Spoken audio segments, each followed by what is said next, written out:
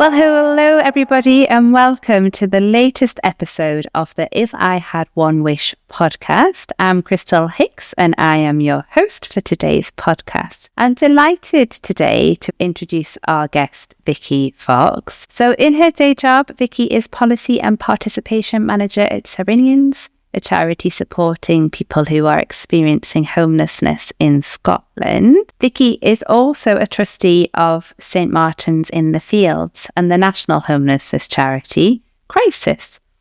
Viki's got a 22-year-old son who she spends a lot of her spare time with, watching Marvel and Doctor Who. Bit of an insight into your personal life there, Viki. She also enjoys travelling, meals out, walking, and a good Netflix binge. I mean, who doesn't? So it's lovely to have you with us today, Viki. Thank you, Crystal. Yeah, I'm really pleased to be here and that you asked me to come along to the podcast. So thank you. Super. So Viki, you and I both work in the world of housing and homelessness. And I'm always really intrigued to know a bit more around how women end up in this sector. So can you tell us a bit about your career journey and how you ended up in the sector? Yeah, so I mean, it's a bit of a long story, so I'll try and keep it as brief as I can. I experienced homelessness myself, so I was in and out of homelessness over a period of about 15 years. I spent time in temporary accommodation, so in a B&B in Edinburgh, and female-only supported accommodation, but there was also a lot of sofa surfing. I stayed with my family, my mum and dad, staying with friends on their sofas. There was a lot of other issues surrounding it, so domestic abuse and mental health, and I had a lot going on. So I first became in touch with the organisation I work for, Cyrenians, probably around 9 years ago now, when I was living in supported accommodation and came along to one of the cooking classes. So I attended the cooking class and started volunteering once that was complete. And then the opportunity came up for the cooking tutor role, and I went for that, and that was me. And so I've worked for the organisation ever since. It's been around 7.5 years. I've been employed by Cyrenians, but volunteering for a couple of years before that. And I've done various roles within the organisation, but I've loved every one of them. You know, there's been a lot of change in roles. And COVID came along, so I changed roles then. We obviously couldn't continue with the cooking classes during COVID. I then managed a cohorting centre for people who were symptomatic or had a positive COVID test. And I managed our private rented sector pilot work, which we ran in partnership with Crisis and the Simon community. And now I've got a split role. So I'm Policy and Participation Manager, but I also manage our recovery housing. Oh, right. So for people who are trying to remain abstinent from drink and or drugs. And we're in the process actually of opening a women's recovery house. So that will be for women who've gone through the 12-week residential rehab program or an alternative residential rehab program that don't have anywhere to live. So we'll be providing accommodation for 4 women, along with support and a lot of wellbeing activities around that. So I think in summary, my lived experience is what brought me into the sector. I've seen an opportunity to sort of use the knowledge that I'd learned through my own experience, but also experiences of peers and people around me. It's just such a rewarding role. You know, as I say, every role I've had in the organisation, I've just absolutely loved. Work with really amazing people, and I think having that split role as well, although it can be two quite different headspaces. I love the fact that I can do the policy work, but also I'm doing the direct service delivery work as well. And I don't think you get the opportunity to do that in a lot of organisations. It's generally one or the other. And I think it's a really unique role I've got, that I get to do a bit of both. Yeah. Thank you, Viki. I mean, I think, you know, your lived experience brings a whole different dynamic to that type of role, doesn't it? And it can be a really sort of helpful thing when you're working in the roles that you do, to have that experience to draw upon. It's a really challenging sector to work in. It can be really demanding physically, emotionally, mentally. As a mum, you'll have lots of other things going on in your life as well, I'm sure. So what makes you sort of stay in the roles? What makes you sort of get up every day and think, actually, I'm still motivated to do this despite the fact that it's really hard? It boils down to the people. I've got some great colleagues, and I think you see it working. I can't really speak to a lot of the other parts of the charity sector, although I'm sure that you'll get that, across sectors. But within homelessness, it feels like such a community, so when you go to events, it's the same people a lot of the time, that you see. You build up really strong connections and collaboration and partnership work with other organisations, which I absolutely love. And it still feels like there's so much to be done. So in Scotland, we had the housing crisis, housing emergency declared last year, and it feels like there's always a new challenge and always something that keeps you going forward. I also think that part of my role as policy and participation manager is Cyrenians co-facilitate the All In for Change team with Homeless Network Scotland, and that's a group of people with lived and frontline experience of homelessness. So we meet, monthly, sometimes it's more than monthly, and we're funded by the Scottish Government to be a bridge between homelessness and related policy and what's happening on the ground. And I think, that's a really good reality check of what's happening, what still needs to be done, but you also feed off the passion of everybody else and the determination to not just talk about what needs to change, but actually push for the changes to be made. That's really interesting. I think just to pick up on something you said there around sort of your colleagues and around collaboration and partnership. And I speak to a lot of women, as you can imagine, as president of Women in Social Housing, and they always say, I would love to be able to do more to influence change, but I haven't got time. I've got this day job and I've got the family and I've got, all of this stuff going on. And, actually just bringing that right back and saying, through being a really effective partner, collaborator, by being a genuinely supportive colleague, you are making a difference. So you're making a difference from where you are. So it's not always about having to go out and take on all of these additional things, but sometimes just thinking, actually, how can I really effectively influence from where I am in this role is a really good bit of sort of advice.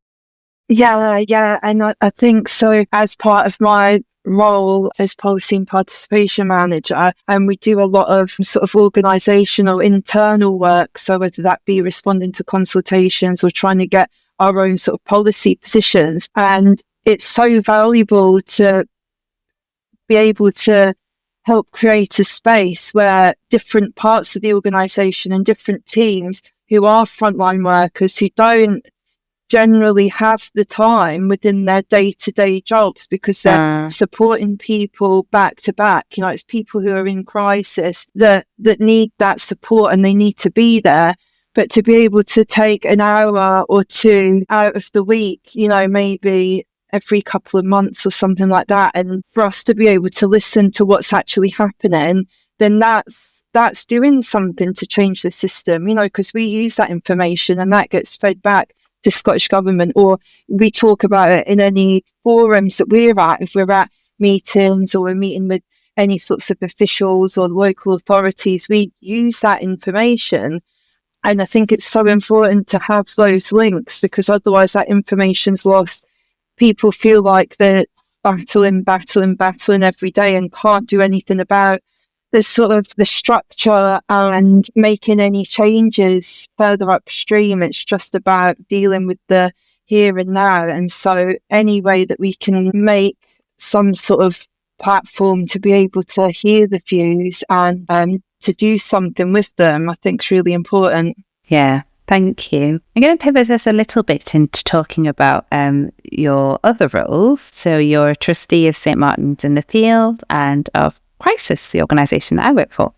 So I'm really intrigued to understand, how did you become involved in these organisations? Yeah, so I think with Crisis, I've been on the board for 6 years, so I'll be coming to the end of my time shortly. And I'd been a crisis member. So while I was experiencing homelessness, I'd been along to classes. I had a smart skills tutor there. And I obviously started working for Cyrenians, but was still in touch with crisis. And the opportunity to join the board came up. And I think that it happened quite organically, really. So crisis at that point were really keen to get somebody with lived experience on the board. It was a gap that had been missing for quite a while. It was, something that they really felt was necessary.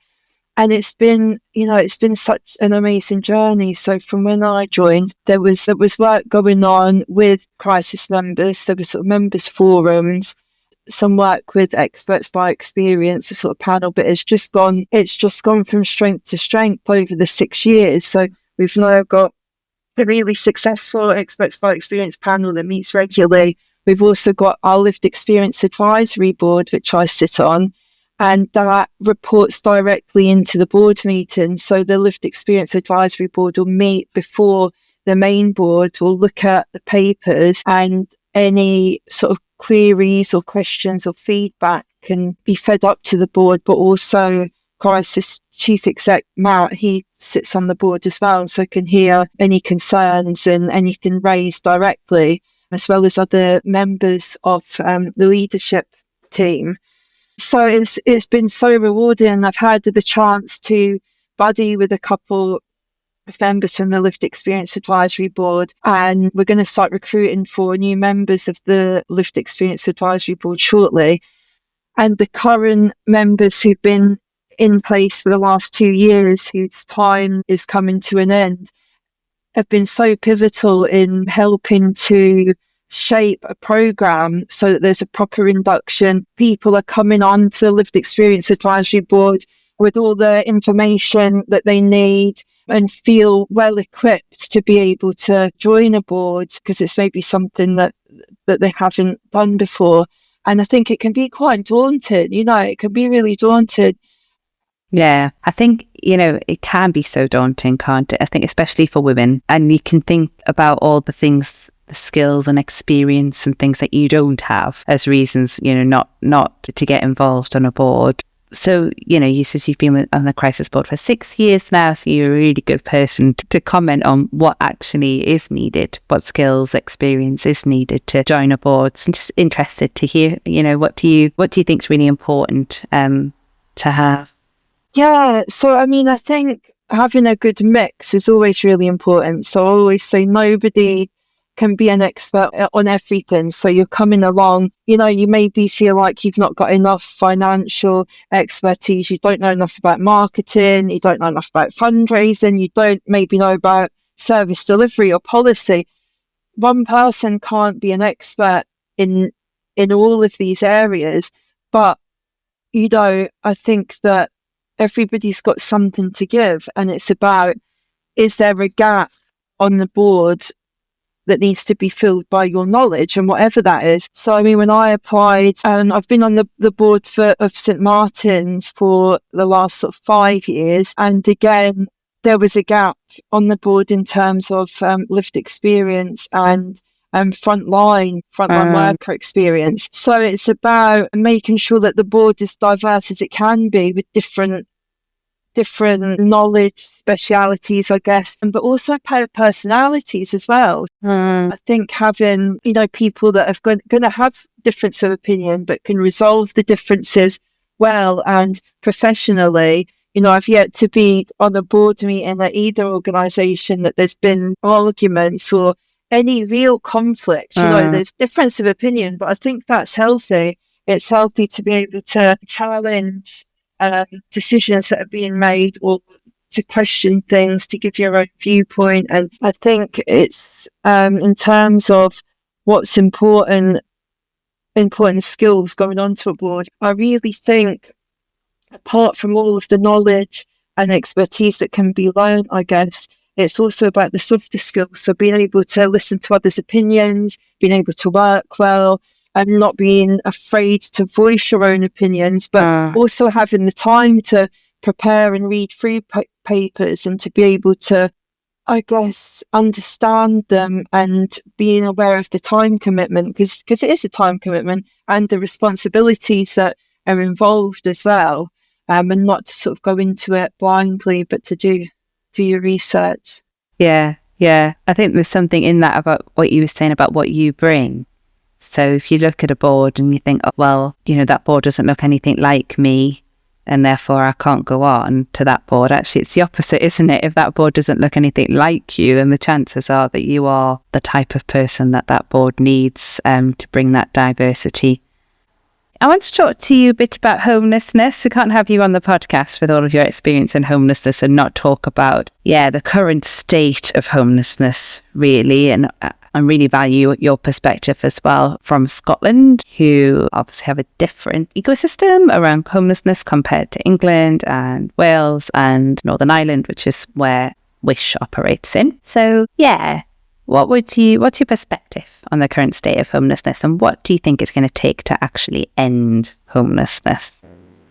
So, as part of my work with Cyrenians, as I say, co-facilitate the All In for Change team. So we do road shows where we go out and speak to people throughout Scotland. So we'd actually did a road show last year and spoke to 146 people. We went to Aberdeen, Greenock, Falkirk, Kirkcaldy and Clydebank. And it was a wide mixture of people. So the majority were either frontline workers or those who had lived experience of homelessness. But there were also people in other roles, such as managers and policy workers. Unsurprisingly, the biggest barriers that they identified were housing. So not having enough social housing available, or having enough affordable private rented sector housing. And secondly, it was funding. So insufficient funding, demand of services has really increased. We've seen a massive increase in demand for services, but the funding isn't being increased to meet this demand. And in fact, it's either stagnating or it's on the decrease in a lot of circumstances. So as the All In for Change team, we came up with 8 recommendations, I guess. So I'll run through them if that's okay. Yeah, go for it. So first of all, focus on rapid rehousing and continuing to put housing first. Secondly, taking a targeted approach to people most at risk of homelessness and working with them to prevent that. 3 is increasing housing stock by focusing on empty homes, turning over voids and getting repairs done as a priority to make more social housing available for those that need it. 4th is brokering better relationships between local authorities and the private rented sector to encourage letting to households who want to use the PRS. Number 5 is putting people first by making it easy for people to get the help they need. And that means more face-to-face services and greater community presence. 6, increasing understanding of data sharing rules so that this doesn't get in the way of building a system that has no wrong door for people trying to access it. 7, continue to roll out training and increase support for practice that is trauma-informed. And then lastly, it was about decreasing caseloads and the huge pressure on staff working in housing and homelessness to create the space and time needed to develop trusting relationships and good vibes. I love that. Good vibes. Yeah. Brilliant. I think you'll get this as well, but working in the homelessness sector, people always say to me, can we actually end homelessness? And what will it take to end homelessness? And I think they're sometimes quite surprised to hear that there are really well-researched strategies out there that outline how we can actually end homelessness if we focus on the right strategies, the right policies, the right funding. Yeah, which always strikes me as odd that people are so surprised that we know what it'll take. It's not that we don't know how to do it. Yeah. Yeah. Those 8 steps are brilliant. I love that vibes. Yeah. Yeah. So as part of the change team, we have sort of 4 pillars, I guess. So they're good vibes, at home, no wrong door, and people first. So we use good vibes a lot. Yeah, try our best to create good vibes when things are feeling a bit flat and there may be feels like there's not been as much progress made as we would like. Yeah, it's important to try and keep positive and keep going forward, but it's not always easy. I suppose building on that theme then, so you touched a lot on that list of 8 things that we need to do to end homelessness around the relationship between housing and homelessness. Yes. And they are 2 distinct sectors, even though there's intersection between them a lot. So do you feel like there are good vibes between the housing sector and the homelessness sector? And if not, sort of, what do you think we could be doing to strengthen those relationships? Yeah, so I mean, as I say, we had a housing emergency declared last year in Scotland, and it definitely feels like, the housing sector is in crisis. Local authorities are under a massive amount of pressure, and there just isn't the stock for people. And I think it's important to remember that housing and homelessness works together, and we need to pull together, and it shouldn't become an us and them and a battle against, third sector versus local authority, because people are like, nobody wants to be working in the front line of a local authority and repeatedly telling people that there isn't any housing stock for them. Nobody goes to work and wants to do that. And I think that, we really need to pull together and work together and look for solutions, and they might be different in different areas. I mean, they will be different in different areas. So throughout Scotland, the housing and homelessness sector's under pressure, but there can be different solutions and actually really good practice that's going on in different areas. And we learned that when we did our roadshow with All In for Change. There's some great examples of really good practice and solutions and things that are working really well. So we won't solve homelessness, obviously, without housing, though. So we need to look for solutions together. At the moment in Scotland, we're seeing a real problem with rental properties and the housing market being way out of the price range for most people we work with. And that's seen acutely in Edinburgh. People are just being priced out of housing. And it's not just people, that are having to find a rental within LHA rates. It's people that are working full time. It's just become unaffordable.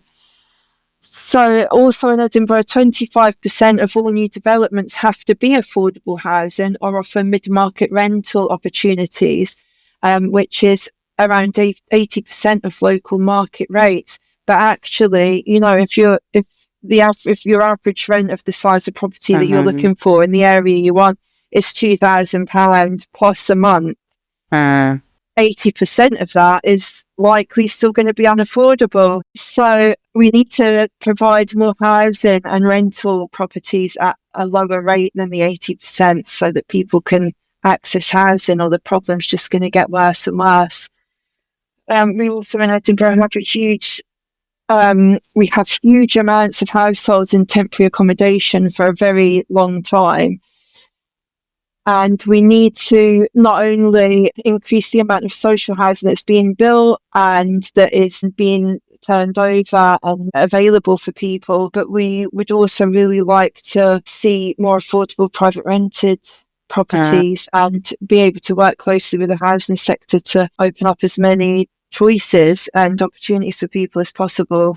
Thank you, Viki. So we're coming towards the end of our podcast, and we need to ask you the question that we ask all of our guests on this podcast, and the clue is in the name. So if you had one wish for the sector, what would it be and why? So I would say, because we're in a housing emergency, we still, however, can't lose sight of what's making people homeless in the first place. We would say that homelessness isn't inevitable for everybody who ends up there. It's often the result of a long line of preventable problems, which can often start in childhood. So we also know that homelessness can occur during transition points. So that might be when leaving prison or hospital or family home or care or rehab. It's these transition points that can often be where things fall down and people fall through the gaps. Cyrenian services often sit within these transition points, and we design those to try and catch people. So we've got a service that works in a prison with families who are visiting loved ones in prison. We've got a hospital in reach service that goes in and tries to support people who go into hospital with no fixed address. So we really try and target our services at these transition points to try and catch people. But what I would really like to see is more funding assigned to these sort of services, so these prevention-based services, as well as crisis services, which are equally as important. We can't alleviate pressure on housing services if we're not looking at what causes the pressure. And I think that preventative funding is vital in a time of emergency. So while we obviously need the crisis services to be funded, we shouldn't do that while we're ignoring the prevention services and trying to get a bit upstream of that.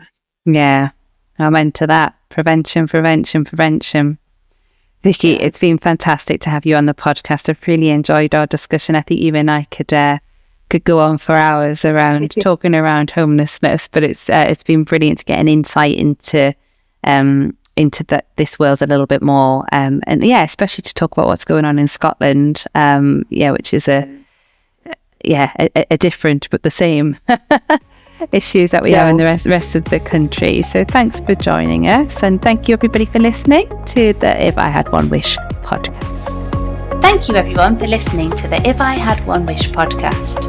Next time, we'll be talking to another inspirational female from the housing sector who will be sharing her career story and what she's learned along the way. And of course, we'll be asking again the big question: if she had one wish, what would it be and why? See you next time.